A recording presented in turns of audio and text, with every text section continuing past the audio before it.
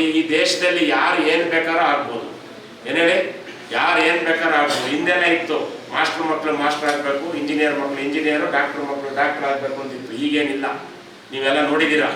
ಒಬ್ಬ ಸಾಮಾನ್ಯ ಕುಟುಂಬದ ಒಬ್ಬ ಸಣ್ಣ ಜನಾಂಗ, ಒಂದು ಗುರುವಿನ ಶೆಟ್ಟರು ಸಣ್ಣ ಜನಾಂಗದ ಒಬ್ಬ ಪ್ರವೀಣ್ ಎನ್ನುವ, ನಮ್ಮ ಜಿಲ್ಲೆಯ ಹುಲಿಕೆರೆ ಗ್ರಾಮದ ಪ್ರವೀಣ್ ಎನ್ನುವ ಒಬ್ಬ ಗುರುವಿನ ಶೆಟ್ಟಿ ಸಣ್ಣ ಸಮಾಜದ ಒಬ್ಬ ಯುವಕ ಏನು ಇವತ್ತು IAS IPS ಅಂತೀವಲ್ಲ, ಅದನ್ನ ಪ್ರಥಮ ಪ್ರಯತ್ನದಲ್ಲೇನೆ ಅದನ್ನ ತೇರ್ಗಡೆಯಾಗಿ ನಮ್ಮ ಜಿಲ್ಲೆಗೆ ಒಳ್ಳೆಯ ಹೆಸರನ್ನ ತಂದಿದ್ದೇನೆ. ಒಬ್ಬ ಬಡ ಕುಟುಂಬದ ಪ್ರಶಾಂತ್ ಅಂತ, ಪ್ರವೀಣ್ ಅಂತ ಈ ಸಂದರ್ಭದಲ್ಲಿ ಹೆಮ್ಮೆಯಿಂದ ಹೇಳಿದ್ದಾರೆ. ಹಾಗಾಗಿ ನೀವು ನಿಮ್ಮೊಳಗಡೆ ಇರೋ ನಿಮ್ಮ ಮಕ್ಕಳು ಒಳ್ಳೆಯ ವಿದ್ಯೆಯನ್ನು ಕಲಿತು ಅವರು ಒಬ್ರು ಮುಂದೆ ಆ ಥರ ಯಾರು ಬೇಕಾದ್ರೂ ಆಗ್ಬೋದಲ್ವಾ. ಇವತ್ತೆಲ್ಲದಕ್ಕೂ ಪ್ರಜಾಪ್ರಭುತ್ವದಲ್ಲಿ ಅವಕಾಶ ಇದೆ.